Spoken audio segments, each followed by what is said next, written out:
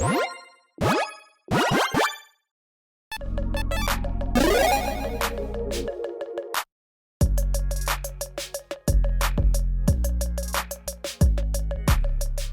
everyone, Mitch coming in from the Commander's Core Studio. Welcome to the show. Okay, so the last week of Duskmourn Spoiler season is here, and with it, something that I never thought I would say, but a very creepy doll can now be your commander. Yay! I mean, okay, this is actually a pretty cool commander, but yeah, Arabella? Abandoned doll? I mean, very close to Annabelle, right? That's the trope, right? Anyways, a 1/3 legendary artifact creature toy for 2 mana in Boros. This is an uncommon commander, but this is anything but uncommon. Yeah, I mean, it being, you know, a very creepy doll, uncommon, yeah, as well as its ability. Whenever it attacks, it deals X damage to each opponent and you gain X life, where X is the number of creatures you control, power 2 or less. Okay.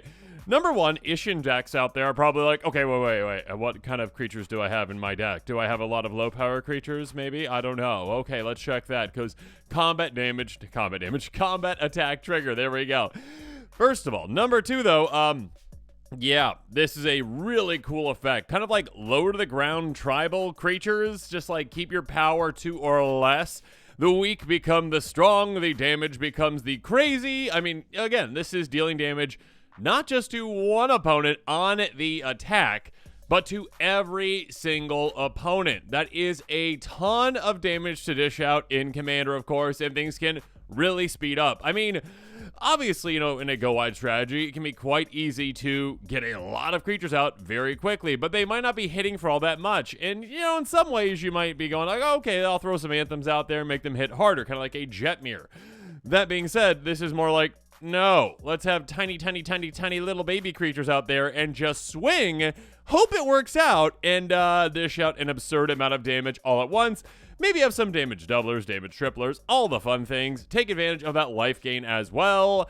Yeah, you're going to need some ways to protect this tiny little baby doll, but it's going to be really crazy. I cannot wait to build around this one and to see the builds of other players.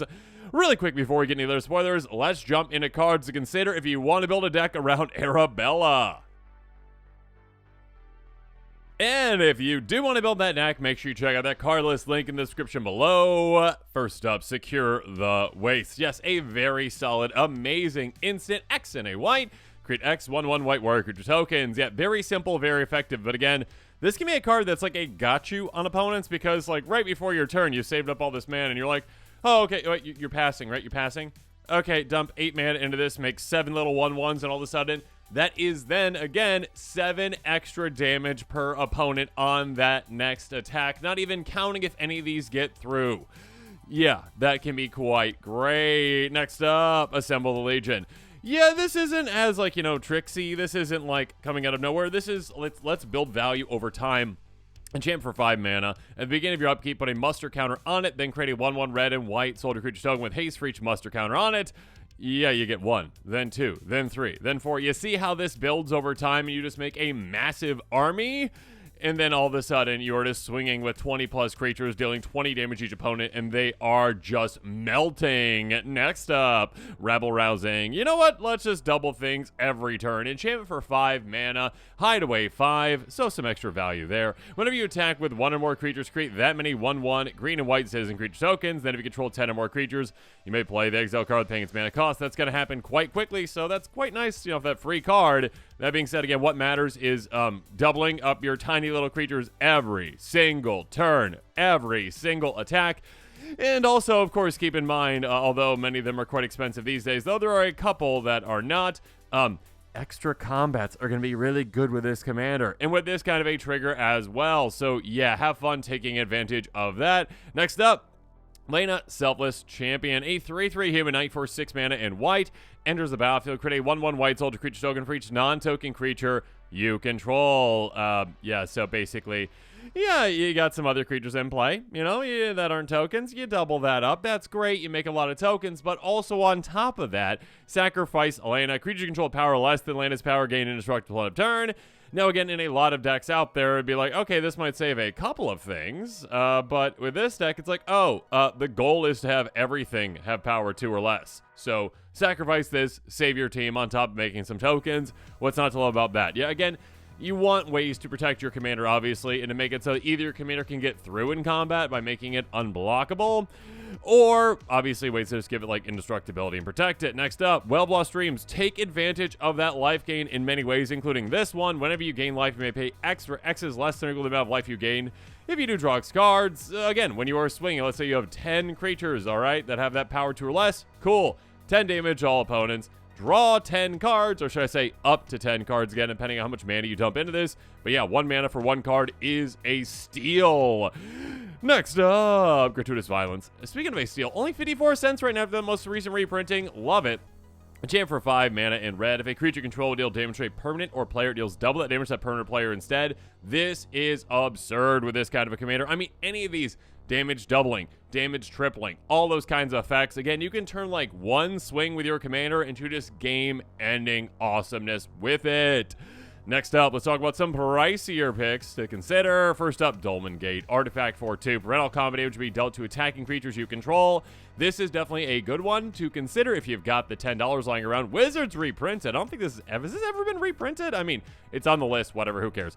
Anyways, being able to just swing freely and be like, yeah, whatever, I'll just swing here, swing there, swing everywhere. My creatures, yeah, they can get hit. I don't care. You still get your attack triggers. That's great. And also, if any of your creatures get through, that's great as well. But being able to protect your tiny creatures, that is a big deal with this deck. So make sure you have those kinds of ways. Next up, Delny Streetwise Lookout. Yeah, the tiny creature's best friend, basically.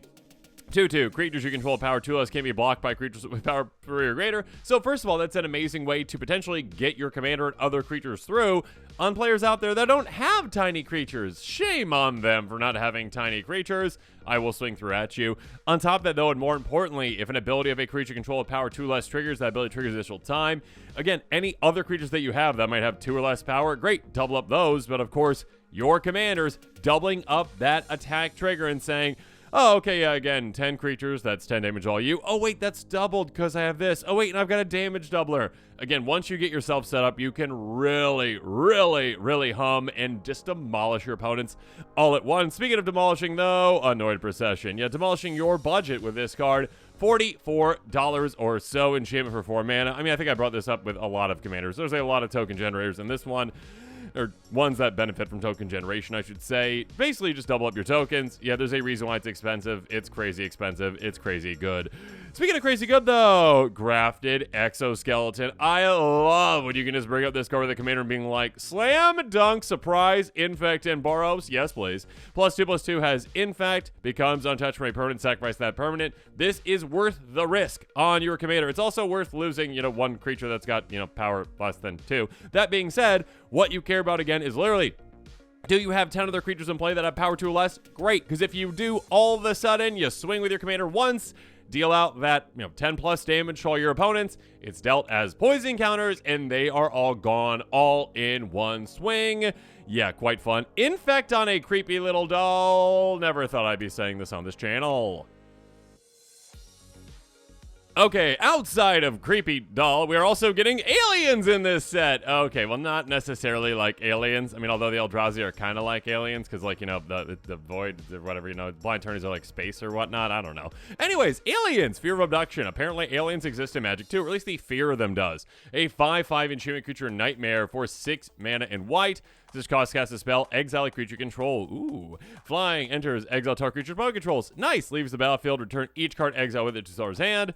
Okay, cool. Yeah, abduction. This is more of a limited type card. I mean, yeah, there's that one angel that does much better than this. Next up, we've got Private Office. When you unlock this room, destroy all creatures power 3 or greater. So, potentially like a one-sided board wipe. We have like some similar ones to this one that are like, okay, get rid of all the big creatures out there. Cool. If you, again, have that deck built around the doll and you're like, all my creatures are tiny, great. Unfortunately, you can't use this because it's a Azorius card. Lecture Hall. Other permanent you control of Hexproof. Wizards! Okay. I know that many players out there have a bad taste in their mouth with hexproof. I am not one of them.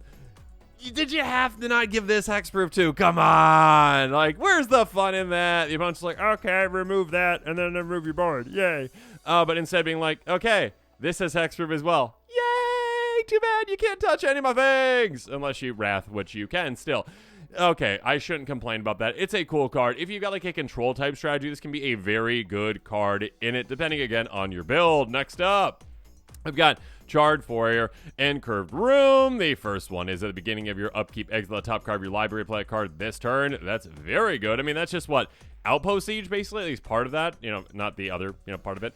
Curve Room is once per turn, you may pay 0 and pay the mana cost for a spell you cast from exile. That is spicy. I mean, there can definitely be decks built around that. Again, it is once each turn, not just on your turn. So again, if you are maybe impulse drawing, you can do some pretty crazy things. So yeah, again, there's a lot of different ways to benefit from casting from exile. Again, impulse draw, I guess, like foretell, other things as well. Plot, but that's already free, right? Anyways, yeah, Curve Room, a very spicy card. And again, obviously, the Foyer playing into that, giving you the cards to then play for free as well. If you've got that kind of casting thing from exile, Prosper type deck out there, definitely one to consider, of course. Moving on. Fear of Being Hunted. That's some creepy art. Cool. 4/2, Nightmare with Haste for 3 mana in red. Must be blocked if able. I mean, this is more of a limited card. Next up, Fear of Falling. I definitely have that. 4/4, Nightmare with Flying. That's an enchantment creature for 5 mana in blue. Whenever it attacks target creature defending player controls, gets -2/-0 and loses flying until your next turn. Yeah, I mean, this is, again, more of a limited type card. It seems pretty good in limited, but yeah, not very good in Commander. Moving on. Vengeful Possession. Oh my goodness. Sorcery for 3 mana in red. Gain control of target creature till turn. Untap it. Gains haste till turn. You may discard a card if you do draw a card. This card was handmade for Ink Treader Nephilim decks out there. Okay, I'm just kidding. I don't think they build intentionally around Ink Treader Nephilim, or that many players out there build around Ink Treader Nephilim. I do. Anyways, yeah, for that kind of a deck, or like a Zada type deck, which Zada can't use this one really all to its effectiveness, I guess, really all that much. That being said, Ink Treader Nephilim, like, being able to threaten the entire board, basically, Insurrection, and then also Insurrection plus a rummaging effect for every single creature on the board, that's lovely. When it comes to like just regular Threaten decks, though, this is a step up just from regular Threaten, right? And we have been getting more and more of those lately. Sometimes we get them at 4 mana and they give you like a little extra. This one's at 3 mana and you do get a good extra. Like, rummaging is not as good as looting, but it's still pretty good, especially for decks that care about discarding. So yeah, it's a decent card. Moving on. House Cartographer. That's some cool art. 2/2. Human Scout Survivor. 4/2 mana in green. At the beginning of your second main phase, if it's tapped, reveal cards to the top of your library to the land card. With that card in your hand, the rest bottom of your library in a random order. I mean, this is probably more so for limited. If this had an ability, obviously, to tap itself, you wouldn't have to put in a danger to actually get that, and you could just keep hitting, card after card after card for all your land drops. If you have a commander, maybe that, like, cares about tapping creatures, I could definitely see this one seeing play. Really cares about hitting land drops, but, yeah, when it comes to, like, being willing to be like, oh, okay, I have to send this 2/2 into danger and hope it survives, get any value out of it, you can't really always count on that. Moving on. Right of the Moth! Is that mouth just coming out of its mouth or going into the mouth? I don't know. Okay. Anyways, sorcery for 4 mana in Orzhov. Return target creature card from your grave to the battlefield. Have finality counter on it. Flash it back for 6 mana. You know what's interesting is I feel like there are definitely some cards that, some types of cards, like, threat effects. We've gotten better and better threat effects over the years. This is just like, it's a pretty expensive double reanimation compared to, what is it on Burial Rites? What's the one that's like in Orzhov as well, like the flashback? And finality counters obviously are worse than that. It's if you have a reanimation strategy and you don't really care if the creature like goes away permanently potentially. Yeah, I mean, like, getting a double reanimation is nice, obviously. So, but if not, yeah, maybe it's a little overpriced. Anyways, moving on. Baseball bat. Okay, so we already got like baseball bat in the past from a secret lair that I won't talk about. But anyways, baseball bat now. Artifact equipment for 2 mana in Celestia. When it enters attached target creature you control, equipped creature gets +1. Whenever equipped creature attacks, tap up to 1 target creature. Yeah, more of a limited card. I mean, just ++1 is not all that much. Being able to just like tap down one creature on attack, unless you're like really going to be using combats. Yeah, this seems like pretty underpowered. Next up, Wildfire Wickerfolk. It's a 3/2 Scarecrow with haste for 2 mana in Gruul Delirium. Gets ++1 as trample as long as there are 4 more card types of cards in your graveyard. I mean, for like limited, wow, okay, that's a 3/2 that could potentially be a 4/3 and trample for just like 2 mana. Pretty nice. I guess if you've got a Reaper King deck also, you're just like, yeah, it says Scarecrow, throw that in the deck. It says Scarecrow, put it in. Cool. Other than that, limited card. And with that, this episode is coming to a close. Comment below with your thoughts on it. And of course, as always, thanks again and have a good one.